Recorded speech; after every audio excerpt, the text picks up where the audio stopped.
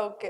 So, ఈ trolls content ఏమైతే వస్తాయో ఇన్‌స్టాగ్రామ్‌లో అందులో నుంచి ఒక క్వెషన్ అడుగుదాం అనుకుంటున్నా హ్మ్. సార్ నేను. ఈ ఫర్దర్‌గా సైబర్ సెక్యూరిటీ కూడా ఒక ఏఐ లాగా ట్రాన్స్‌ఫర్ అయిపోతే అంటే సేమ్ సైబర్ సెక్యూరిటీ ఏఐ లాగా మారిపోయింది అనంటే ఫర్దర్‌గా మనకి దానివల్ల బెనిఫిట్స్ ఉంటాయా? లేక ఇలానే చాలా మిస్‌లీడ్ అయ్యే ఆప్షన్స్ ఉన్నాయంటారా? అంటే అసలు ఫస్ట్ ఆఫ్ ఆల్ ఏఐ అనేది జస్ట్ ఆటోమేషన్ ఆఫ్ వర్క్ అండి. హ్మ్. ఇంతవరకే ఆలోచించండి దాన్ని. హ్మ్. ప్రతి మనిషి చేసే పని, ప్రతి కంపెనీ చేసే పని, ప్రతి గవర్నమెంట్ చేసే పనిని ఆటోమేట్ చేయడానికే ఏఐ వాడతారు. ఓకే. సైబర్ సెక్యూరిటీలో ఇప్పుడు హ్యాకింగ్ అటాక్స్ అనేవి ఇప్పుడు మీకు ఉదాహరణ చెప్తాను.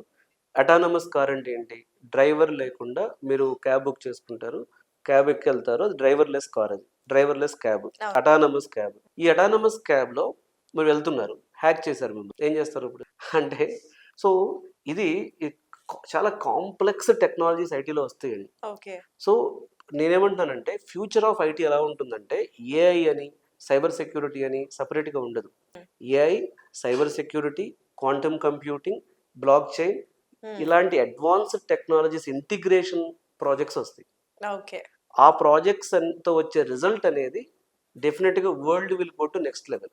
ఓకే. సో, ఏదైనా అడ్వాన్స్‌డ్ టెక్నాలజీ అయినా ఏదన్నా మనం దాంట్లో మంచిని మాత్రమే తీసుకుంటే నెక్స్ట్ లెవెల్‌కి అంతే వెళ్ళే కదండీ. అవకాశం అసలు ఉంది. యెస్. చెడుని బ్యాన్ కూడా చేస్తారు కదండీ. ఇప్పుడు యాహ్! చెడుని బ్యాన్ చేయడం ఎంతసేపు? ఇప్పుడు అందరి దగ్గర రివాల్వర్స్ ఎందుకు లేవండి? ఆ టెక్నాలజీ లేక కాదు కదా! కాదు సార్. బ్యాన్ చేసే గ్యాప్‌లోనే ఇక్కడ మొత్తం జరిగిపోతుంటే, ఆ! ఆళ్ళు మొత్తం ప్రోటోకాల్స్ హ్మ్. ఫాలో అయ్యి, రూల్స్ అన్నీ చూసుకొని, అక్కడ ఎక్కడి నుంచో ఆర్డర్స్ వచ్చి ఇప్పుడు ఫాలో అయ్యే గ్యాప్‌లో మొత్తం ఇట్స్ అయిపోతుంది ఈజీ అండి. గదా! ఇప్పుడు టిక్ టాక్ ఉండేది. హ్మ్. ఎందుకు ఏమైంది? బ్యాన్ చేసింది వాడుతున్నారు ఎవరైనా. It's not that difficult. ఇంకా ఆ లెవెల్‌కి వెళ్ళలేదు కాబట్టే అంటే ఆ మిస్‌యూజ్ బట్ మీరన్న దానిలో చాలా నేను పూర్తిగా ఏకీభవించే పాయింట్ ఏంటంటే ఏఐ సేఫ్టీ అనేది, ఏఐ సెక్యూరిటీ అనేది డిస్కస్ చేయాల్సిన పాయింట్. దాని మీద యెస్. Research yes. జరుగుతుంది ఆల్రెడీ. ఓకే. బట్ ఇంకా అగ్రెసివ్‌గా వెళ్ళాల్సిన పాయింట్ అది.